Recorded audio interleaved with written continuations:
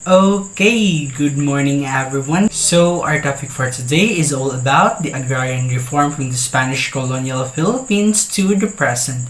Before we must go further to our discussion, let me introduce to you our group members.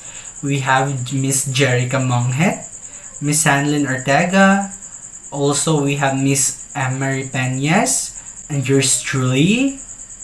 We have Miss Sheila Mary Saliced and also Miss Julie San Villaruz.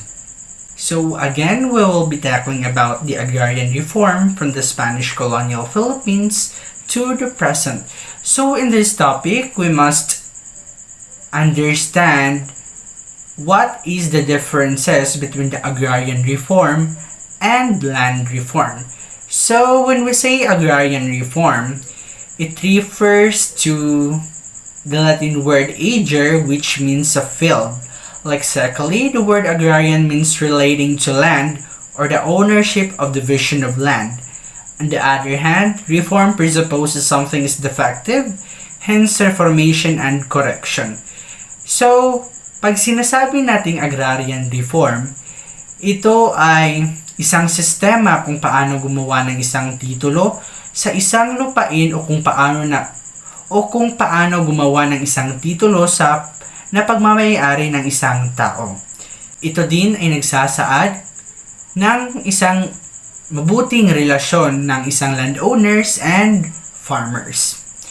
So, ang agrarian reform, hindi lang nito ibinabahagi ang mga lupa sa mga magsasaka, kundi pinapataas din nito ang level ng mga taong nasa laylayan upang mabigyan sila ng mas maraming oportunidad upang umangat at makamtan ang magandang buhay. While land reform, pag sinasabi nating land reform, ito ay ang redistribution of land. Ang land reform ay isang sistema upang maibahagi ang mga lupain sa mga magsasaka na nagsasaka sa lupain ng mga landowners sa kanilang mga tenants. So the land reform has gained great significance all over the world as it aims to achieve social justice and full development of human dignity. Throughout time, the issue of land reform has been persistent, demanding measures to stop social unrest. So pag sinasabi nating social unrest, 'di ba in the past, land is power, sabi nga nila, land is power. Because why people say that land is power? Because 'di ba sabi ko nga 'di ba na in the past wala pa tayong konsepto kung paano gumawa ng isang titulo sa isang lupain. Kaya tinatawag na land is power dahil until now ang presyo ng lupa is hindi bumababa. Ito ay patuloy na tumataas. Kaya sinabing land is power. So, the poor economic and social conditions of the peasant in the Philippines need to immediate agrarian reform measures by the Philippine government. Okay, the agrarian reform in the pre-Spanish period. So, Filipinos already live in villages and barangays even before the Spaniards came to the Philippines. The settlements were ruled by chieftains or datus who comprised the nobility. They were also the maharlikas or freemen, the aliping namamahay or serfs, and aliping sagigilid or slaves. So in the past, before the Spaniards came here in our country, we live in villages and barangays until now. So, pinamumunuan tayo ng isang chieftains or datos. At there are also people called the maharlika, the aliping namamahay, and aliping sagigilid. I will not explain it thoroughly because we already know what are their differences because we already discussed it in the first mass or in Cavite Mutiny or in the topic first voyage.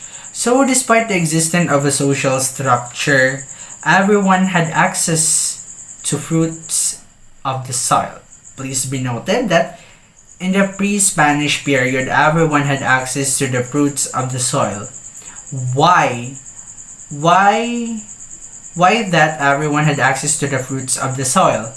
Ayon nga sa sinabi ko, sa sinaunang panahon, hindi pa natin alam kung ano ang konsepto at kung paano gumawa ng isang titulo. Kaya, ang lahat ay pwedeng makakuha ng prutas o gulay sa isang lupain. Everyone had access to the fruits of the soil. So, rice was the medium of exchange as money was yet unknown. So, in pre-Spanish period, hindi pa natin alam kung ano ang konsepto ng pera noon. Kaya, the medium of exchange or the trades was rice, bigas. Ang ginagamit na konsepto noon sa pag-trade ay barter concept. Ginagamit nila ang bigas sa pag-exchange ng isang produkto at sa ibang produkto dahil hindi pa natin alam kung ano ang konsepto ng pera. Next, the Agrarian Reform in the Spanish period in 1521 to 1896. So the Spaniards introduced the concept of encomienda to the Philippines. Encomienda was a system of giving lands to the royal land grants to the Spanish conquerors that were loyal to the Spanish monarch. So, in Spanish period, ang mga Spaniards ay nag-introduce ng isang konsepto na tinatawag nilang encomienda. Ang encomienda ay isang sistema na ginawa ng mga royal monarch, ng mga taong dugong bughaw, na kung saan binibigyan nila ng oportunidad ang mga Spanish conquerors na naging matagumpay o nanalo sa kanilang misyon. Binibigyan nila ng isang encomienda o isang lupain upang maalagaan at ma-cultivate nila ito ng mas mabuti.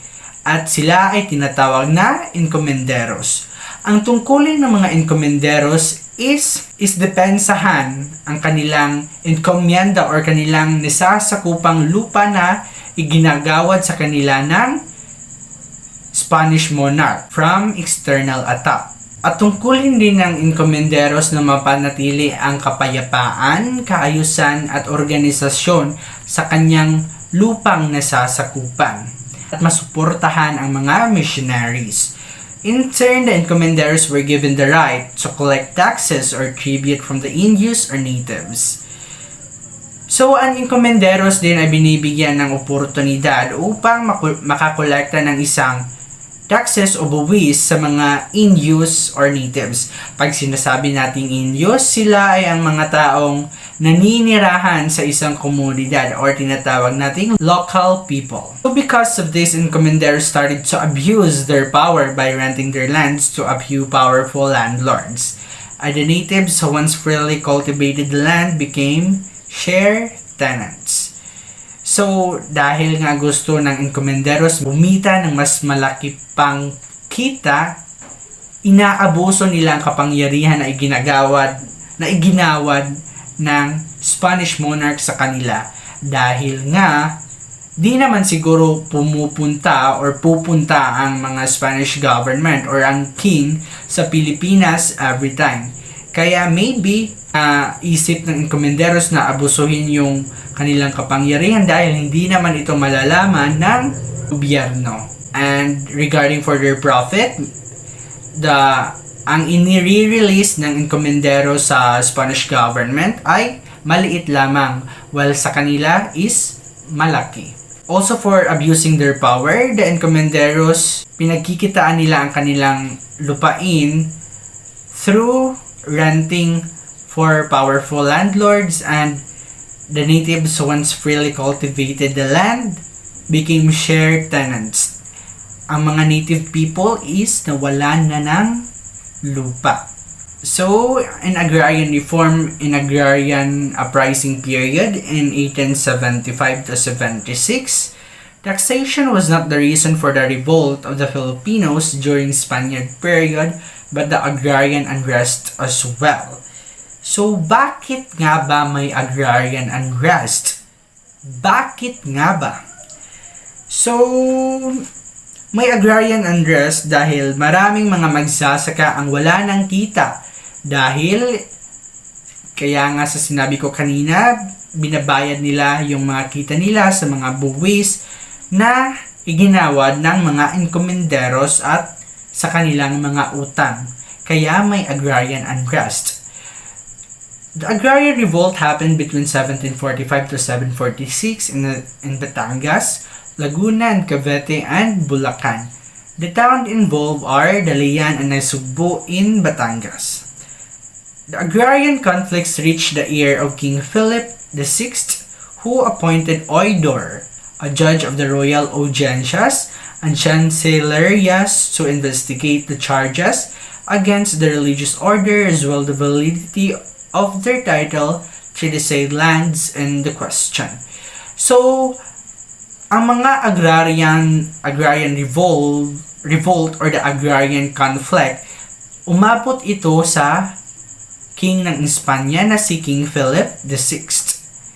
At nag-appoint siya ng isang oidor na siyang mag-iimbestiga ukol sa isyong iyon. Dahil nga sa wala pa tayong sistema kung paano gumawa ng titulo, some instances, those people who were guilty can fabricate the titles para ipakita na lang nila iyon at wala na silang problema.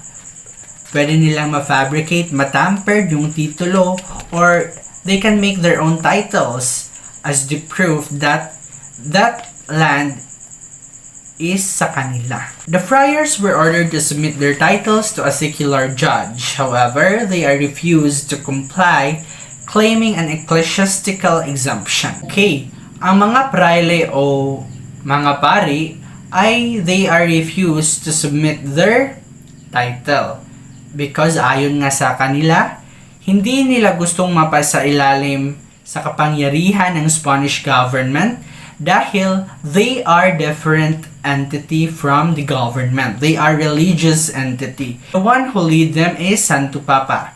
Ang Santo Papa ang siyang namumuno sa kanila, kaya tinatawag silang ecclesiastical exemption. The said argument were disposed and the lands were returned and restored to the crown. At naibalik sa pamalang Kastila ang lupaing in questions. Subsequently, the friars won their case and retained the disputed land, and their ownership of the land remained intact even after the Spanish regime. So, dito na nagkaroon ng problema. Ang tanong, pagkatapos umalis ng mga Kastila sa Pilipinas sa ating bansa, sino na ang humawak ng mga lupa? Iyan ay ma-i-explain ni Ms. Julisan Villaruz, the second reporter, to the next period of Agrarian Reform. Thank you, Mr. Raz. So, once again, good day everyone. I'm Julisan Villaruz, and I'm the second reporter in our group. For this time, I will be discussing to all of you about the Agrarian Reform of the First Philippine Republic, American period, Commonwealth period, and Japanese occupation. With these topics, you will know the significant legislations enacted during these periods. The First Philippine Republic. When General Emilio Aguinaldo came to power in 1899, the Malolos Constitution, which they crafted, intended to confiscate the so-called friar lands and other large estates. However, the First Philippine Republic was short-lived, so that the plans to confiscate the lands was never executed. So, bakit kaya panandalian lang yung unang Republika ng Pilipinas? Ano kaya ang nangyari? Well, malalaman natin ang sagot sa next slide. American period happened in 1898 to 1935. Kaya panandalian lang yung unang Republika ng Pilipinas dahil sinakop agad tayo ng mga Amerikano. During American period, there were some significant legislations enacted during the American period includes the following. Philippine Bill of 1902 set the ceilings of the hectareage of private individuals and corporations may acquire. 16 has for private individuals and 1,024 hectares for corporation. So, yun lang daw kalaki ng land na pwedeng ariin ng isang korporasyon o individual. Land Registration Act of 1902, Act Number 496, provided for a comprehensive registration of land titles under the Torrent system. Public Land Act of 1903 introduced the homestead system in the Philippines. Tenancy Act of 1933, Act number 4054 and 4113, regulated relationships between the landowners and tenants of rice, 50-50 sharing, and sugarcane lands. However, the Land of Registration Act of 1902 did not completely solve the problem of the land registration under the Torrent system, because the landowners might not have been aware of the law, or that they couldn't pay the survey cost and other fees required in the applying for a Torrent title. Commonwealth period happened in 1935 to 1942.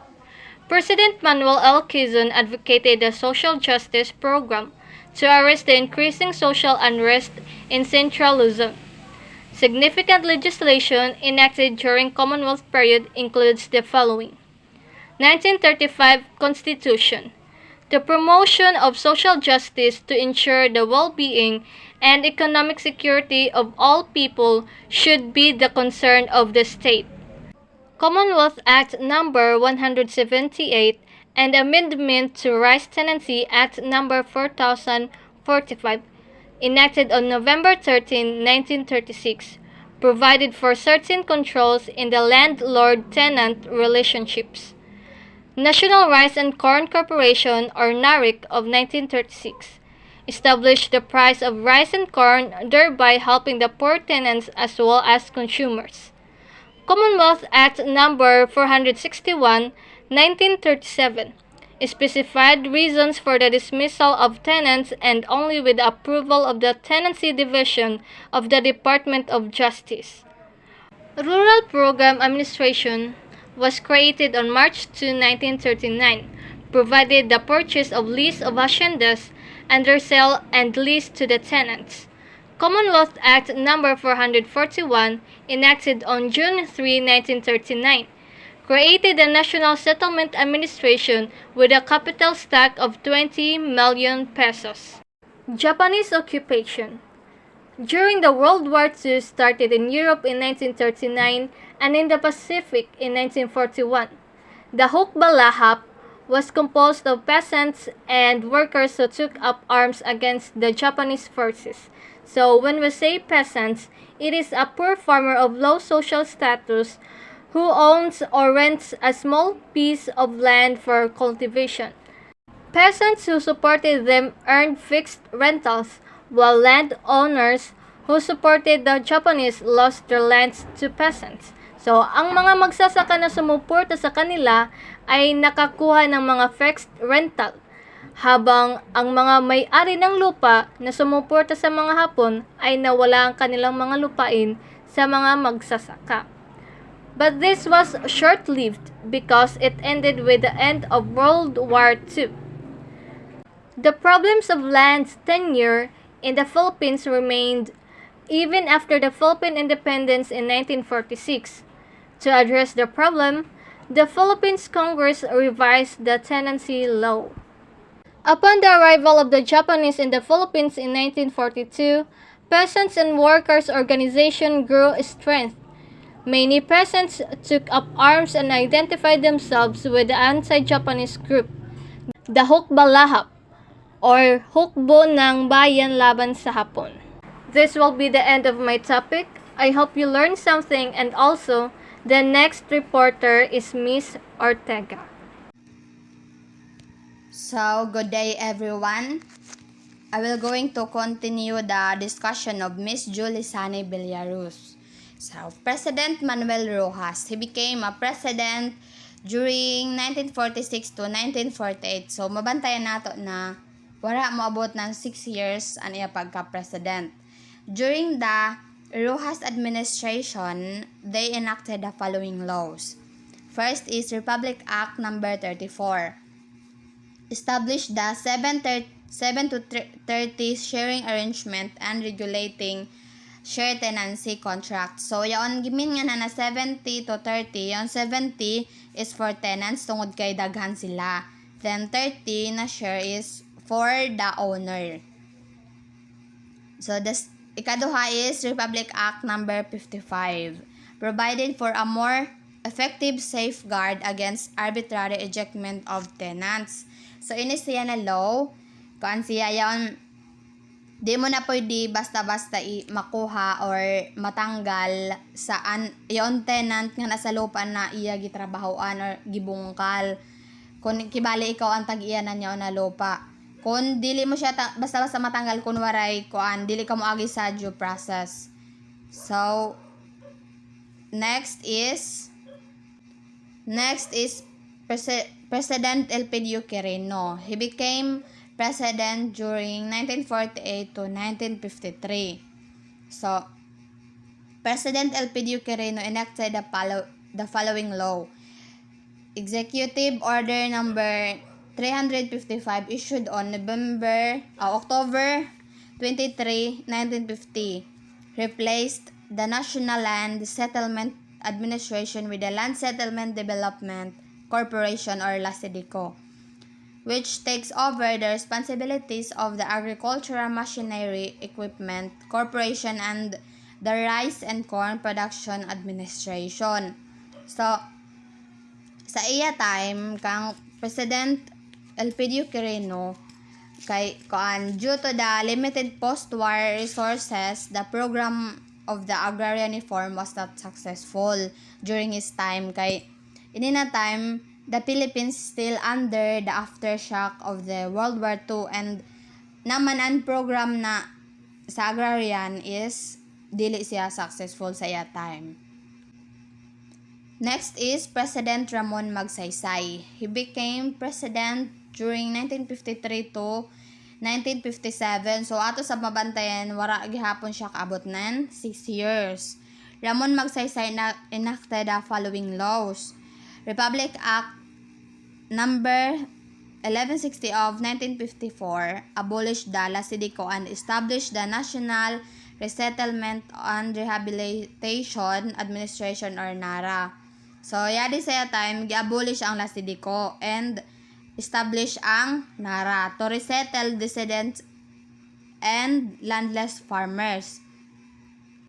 So, during sa time ni President Ramon Magsaysay, sa time, to bitaw huk balahap na tanan kaina, tanan nagpalayon.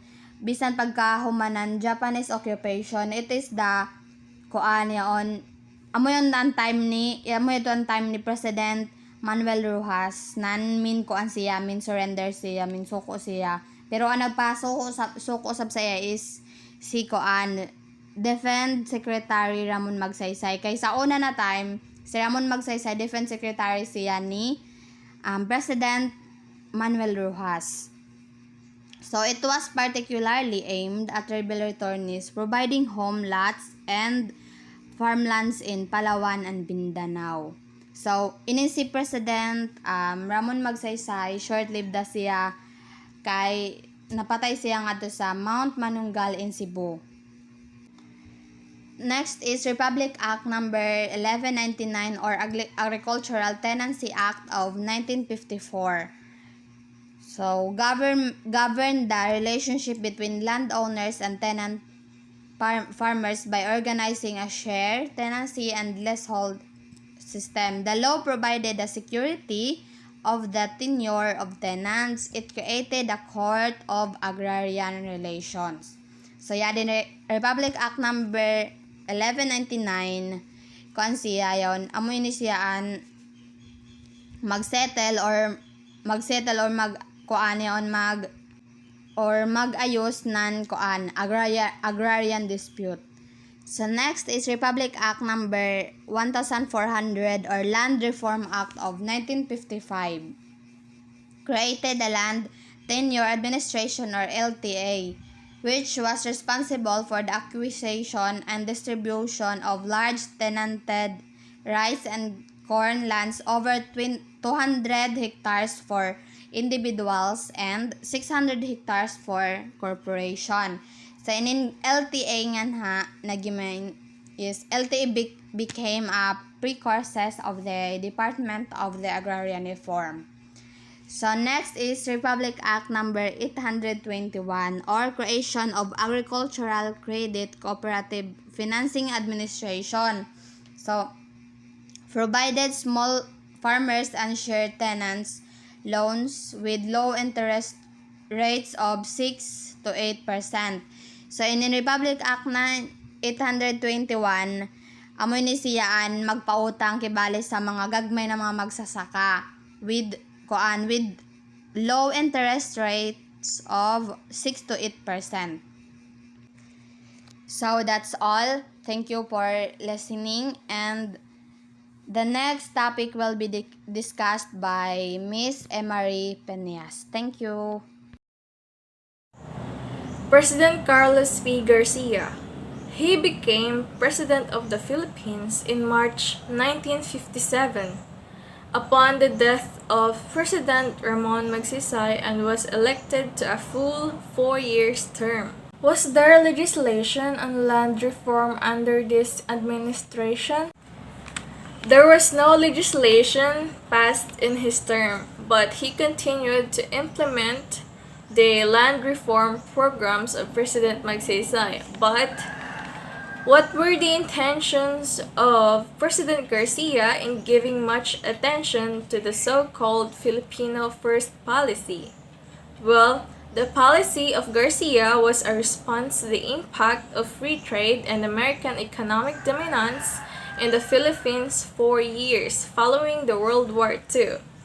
It is meant to assert greater Filipino role over the country's economy, if not to gain control of it by promoting Filipino business establishment. President Diosdado Macapagal. Former President Diosdado Macapagal worked to suppress graft and corruption and to stimulate the Philippine economy. He introduced the country's first land reform law, placed the peso on the free currency exchange market, and liberalized foreign exchange and import controls. Why President Diosdado Macapagal was considered the father of Agrarian Reform? It was during his term that the Agricultural Landform Code or Republic Act number 3844 was enacted on August 8, 1963. This was considered to be the most comprehensive piece of agrarian reform legislation ever enacted in the country at the time. Why was Republic Act number 3844 considered the most comprehensive piece of legislation ever enacted in the Philippines? This act abolished shared tenancy in the Philippines. It prescribed a program converting the tenant farmers to lessees and eventually into owner cultivators. It aimed to free tenants from the bondage of tenancy and give hope to poor Filipino farmers to own the land that they are tilling, and it emphasized owner cultivatorship and farmer independence, equity, productivity improvement, and the public distribution of land. What happened to the implementation of this act? The landed Congress did not provide effort to come up with a separate bill to provide funding for its implementation. However, this act was piloted in the provinces of Pangasinan, Bulacan, Nueva Ecija, Pampanga, Tarlac, Occidental Mindoro, Camarines Sur, and Misamis Oriental. It acquired a total of 18,246.6 hectares, or 99.29% of the total scope of 18,377.5 hectares. The program benefited 7,466 farmer beneficiaries. President Ferdinand Marcos. Proclamation number 1081 on September 21, 1972, ushered in a period of new society. President Marcos enacted the following laws. Republic Act Number 6381, Code of Agrarian Reform, and the Republic Act Number 6390 of 1971.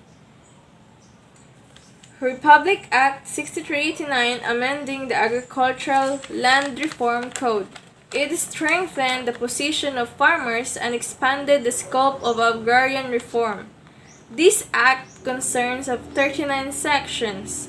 It aims to establish cooperative cultivatorships and therefore divert landlord capital in agriculture to industrial development. Presidential Decree Number 2, September 26, 1972, proclaiming the entire economy as a land reform area, whereas all agencies and offices of the government to extend full cooperation and assistance to the DAR. DAR means Department of Agrarian Reform. In Filipino, it is Kagawaran ng Pansakahan or KRP. What are the aims of Agricultural Land Reform Code and the mechanisms instituted to achieve these aims? To improve the lives of farmers by liberating them from harmful practices such as illegal interest rates. To encourage greater productivity and increase income of small farmers. To supply and apply labor laws equally regardless of status, or to provide the land settlement program and promote equitable distribution of land. Presidential Decree Number 27 in October 21, 1972. It is ordering the emancipation of tenants from the bondage of the soil and transferring to them the ownership of the land they till. Presidential Decree Number 27 became the heart of the Marcos Reform. It provided the tenanted lands devoted to rice and corn to pass ownership to the tenants, and lowered the ceilings for the land holdings to 7 hectares. The law stipulated that shared tenants who worked from a land holding of over 7 hectares could purchase the land they tilled, while share tenants on land less than 7 hectares would become leaseholders. How did this Agrarian Reform program help the farmers? This Agrarian Reform program was designated to uplift the farmers from poverty and ignorance and to make them useful, dignified, responsible, and progressive partners in nation building. This Agrarian Reform program was a package of services extended to farmers in the form of credit support, infrastructure, farm extension, legal assistance, electrification, and development of rural institutions. Why President Marcos' Agrarian Reform program was labeled as revolutionary by some sectors. It was considered revolutionary for 2 reasons. First, it was pursued under martial law and intended to make quick changes without going through a legislative or technical process. And second, it was the only law in the Philippines ever done in handwriting. Good day everyone, I am Jerica Monghit and I will be discussing the 3 former presidents, which is President Corazon C. Aquino, President Fidel V. Ramos, and President Joseph E. Estrada. President Corazon C. Aquino, 1989-1992. The Constitution ratified by the Filipino people during the administration of President Corazon C. Aquino provides under Section 21 under Article 2 that the state shall promote comprehensive rural development and agrarian reform. President Corazon C. Aquino enacted the following laws. Executive Order Number 228, July 16, 1987, declared full ownership to qualified farmer beneficiaries covered by Presidential Decree 27. So, sa kang Ferdinand Marcos Presidential Decree number 27 ga-state na ang mga tenants ng rice and corn lands dapat tagaan ng retention limit na 7 hectares. Pero sa Executive number 228 ni President Corazon Aquino, gideclare na ang full ownership. It also determined the value of remaining unvalued rice and corn lands subject to PD 27 and provided for the manner of payment by the farmer beneficiaries and mode of compensation to landowners. Executive Order Number 229, July 22, 1987, a provided mechanism for the implementation of the Comprehensive Agrarian Reform Program or CARP. Ang government ga-purchase ng all agricultural lands para mas mo productive o suitable sa farmer cultivation.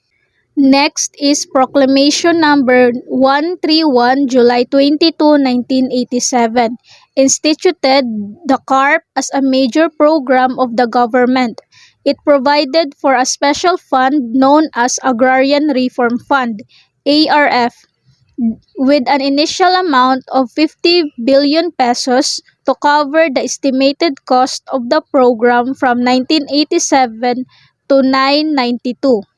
It aims to aid the agrarian reform beneficiaries by providing them necessary support services to their lands, more productive, and enable them to venture income-generating livelihood projects.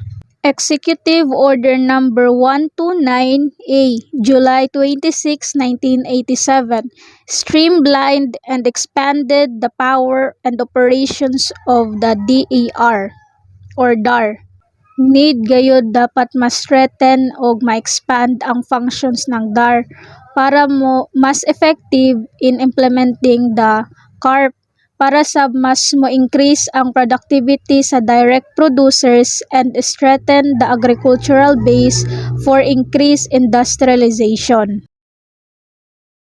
Republic Act Number 6657, June 10, 1988, Comprehensive Agrarian Reform Law, an act that became effective on June 15, 1988, and instituted a comprehensive agrarian reform program to promote social justice and industrialization, providing the mechanism for its implementation and for other purposes.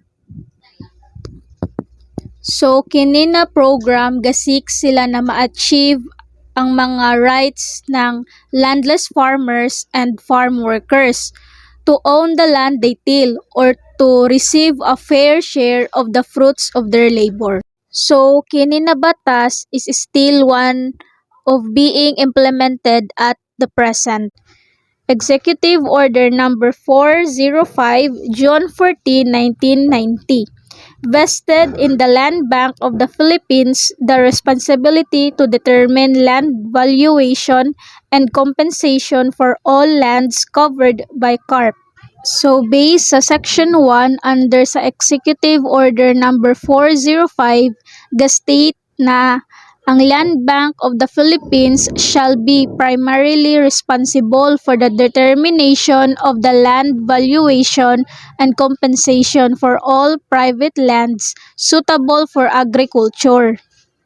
Executive Order Number 407, June 14, 1990, accelerated the acquisition and distribution of agricultural lands, pasture lands, fish ponds, agroforestry lands, and other lands of the public domain suitable for agriculture. Ini na system ay muragahanap sila ng isa ka way ng pagbayad ng mga government instrumentalities which is mandated na ihatag ang mga nakuha gikan sa nabaligya nila na mga lupa na pang-agrikultura to the Agrarian Reform Fund based sa Section 63 on RA number 6657.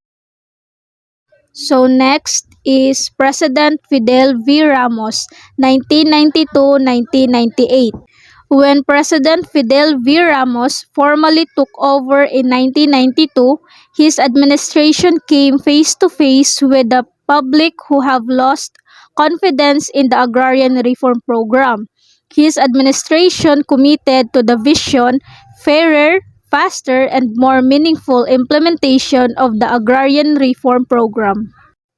President Fidel V. Ramos enacted the following laws: the Republic Act No. 7881, 1995 amended certain provisions of Republic Act 6657 and exempted fish ponds and prawns from the coverage of carp. Republic Act No. 7905, 1995 strengthened the implementation of carp. In RA number 7905, it aimed to strengthen the implementation of CARP by amending certain provisions of Republic Act number 6657, particularly the provisions on the creation of Support Services Office, Section 35, funding for province by province implementation of CARP, Section 45. Executive Order Number 363, 1997 limits the type of lands that may be converted by setting conditions, under which limits the type of lands that may be converted by setting conditions, under which specific categories of agricultural land are either non-negotiable for conversion or highly restricted for conversion. It is really necessary to rationalize the policy of government in protecting the prime agriculture lands and in providing areas for industry, housing, and commerce.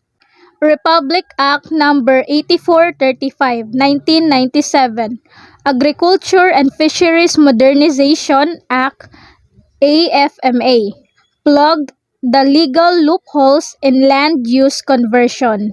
Ang aim ng AFMA is to transform the agriculture and fisheries sectors to technology-based, advanced and competitive industry, ensure that the small farmers and fisherfolk have equal access to assets, resources, support services, and appropriating funds. Last is Republic Act 8532, 1998 Agrarian Reform Fund Bill provided an additional 50 billion pesos for CARP and extended its implementation for another 10 years. So, sa Republic Act number 8532, doubles the amount for the Agrarian Reform Fund and requires its use as a revolving fund, allowing the farmers payments for the land to become part of the fund to be further used for agrarian reform. Next is President Joseph E. Estrada, 1998 to 2000, Era para sa Mahirap.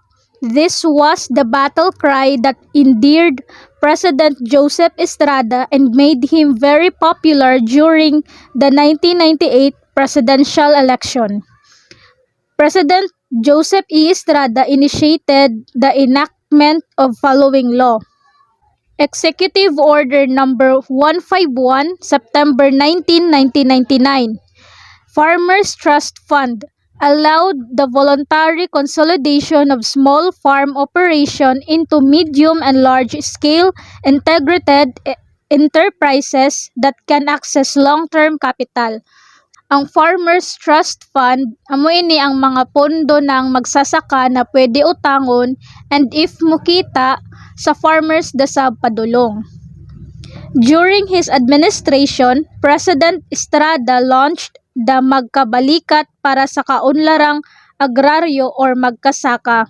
The DAR forged into joint ventures with private investors in the agrarian sector to make FBs competitive.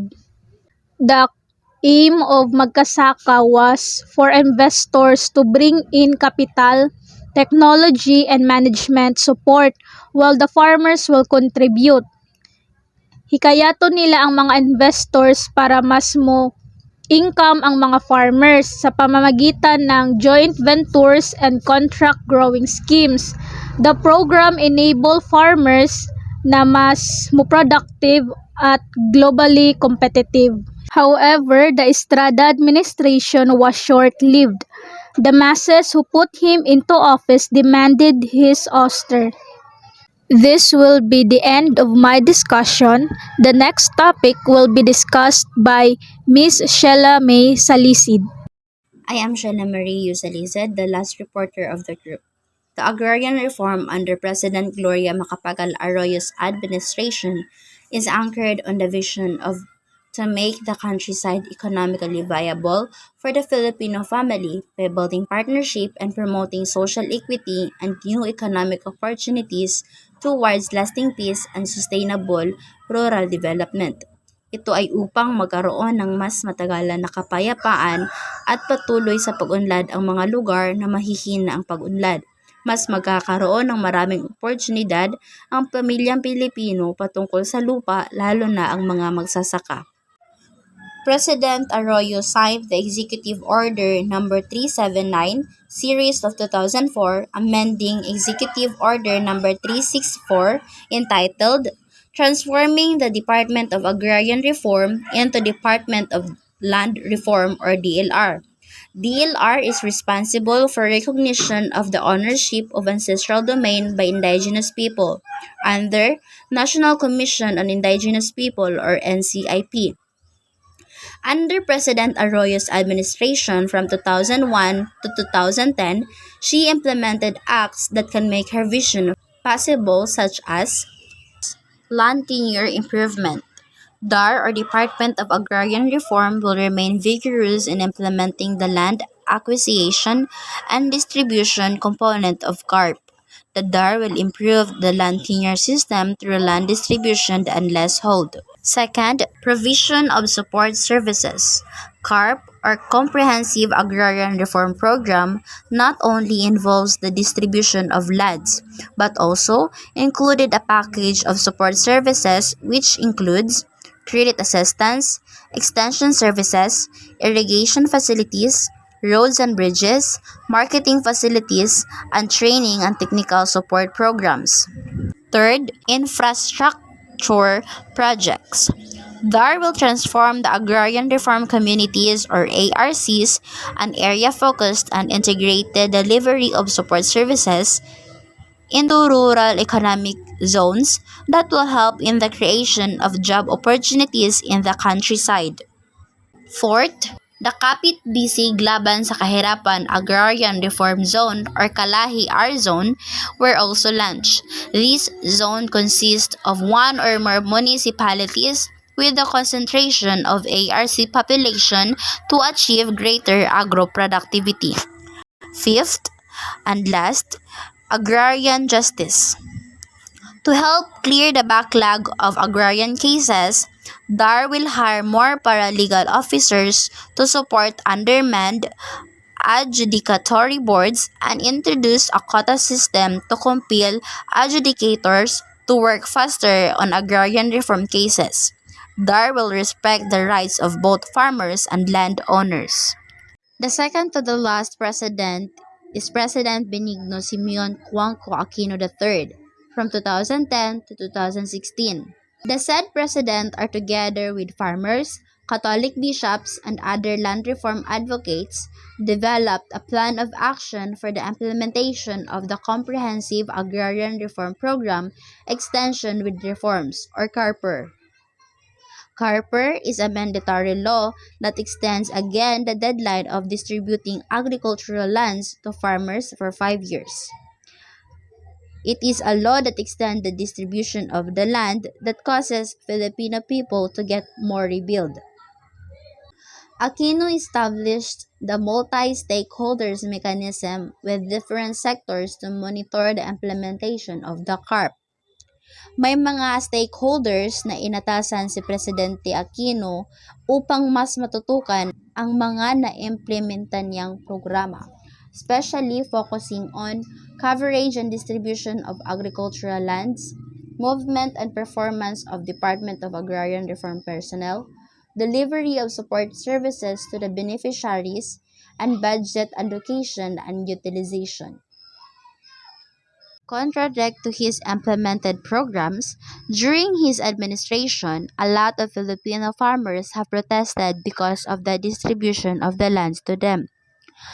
Quoted, the Aquino administration's performance in land distribution is the poorest compared to his predecessors, said Maribel Luzara, president of Hacienda Matias Farmers, a case adopted by FIAN. FIAN is the first international human rights organization to advocate for the right to adequate food nutrition. Maraming mga Pilipinong magsasaka ang nagprotesta tungkol sa karapatan nila sa lupa at pagkain. Dahil sa mahina at hindi pantay na pagbabahagi ng lupa, pakiramdam nila, lalo na ng mga nasa rural na lugar, ay niloloko lang sila ng Administrasyong Aquino at ginagawang katatawanan. The last president up to the present is President Rodrigo Roa Duterte. Under his leadership, the president wants to pursue an aggressive land reform program that would help alleviate the life of poor Filipino farmers by prioritizing the provision of support services alongside land distribution. The president directed the DAR to launch the second phase of agrarian reform where landless farmers would be awarded undistributed lands under the Comprehensive Agrarian Reform Program or CARP. Landless, President Duterte once said, was one of the reasons there are Filipinos who are rising against the government. When he quoted, when everybody is working and earning, I think there will be peace. Sa katunayan, ito ay totoo. Dahil sa hindi pantay na pamamahagi ng lupa, maraming Pilipino ang hindi nababahagian at naging dahilan ng kaguluhan at kahirapan, lalo na ng mga magsasaka. Sinabi rin ni Presidente Duterte na kung magpapatuloy ang paghihirap dahil sa maling paghahati-hati ay hindi matatapos ang away, lalo na ang pagpuprotesta ng mga magsasakang Pilipino. Kung kaya, Duterte plans to place almost all public lands, including military reserves, under agrarian reform. Additionally, Duterte also is the chairman of the Presidential Agrarian Reform Council or PARC, has included land tenure security in his 10-point socio-economic agenda to improve the quality of life of farmers and raise their productivity.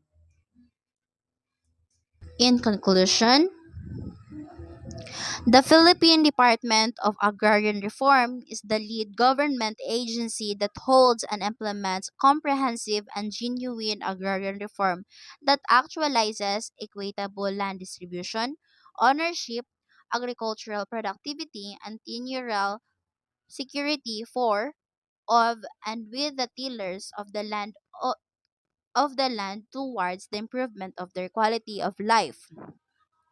It directs the implementation of the CARP through Land Tenure Improvement or LTI, agrarian justice, and the coordinated delivery of essential support services to client beneficiaries. For decades, land distribution has been the biggest issue in the Philippines. In recent years, population growth and degradation of productive land have led to increased stress and tensions between smallholder farmers, wealthy landlords, and the state. Agrarian reform has clearly benefited a significant portion of the rural population through its various programs intended to alleviate poverty, ensure food security, and empower people towards the overall development of the country. Agrarian reform from the Spanish colonial period to the present has really changed. A lot of acts were conducted and said, but we haven't taken action. There were a lot of arguments that happened, but after all those arguments, a lot of presidents have done their part in order to alleviate the lives of the Filipinos, especially the farmers and the landowners that were not recognized as the owners. A lot of period have passed, but a lot of Filipinos have also protested what the other presidents did during their periods.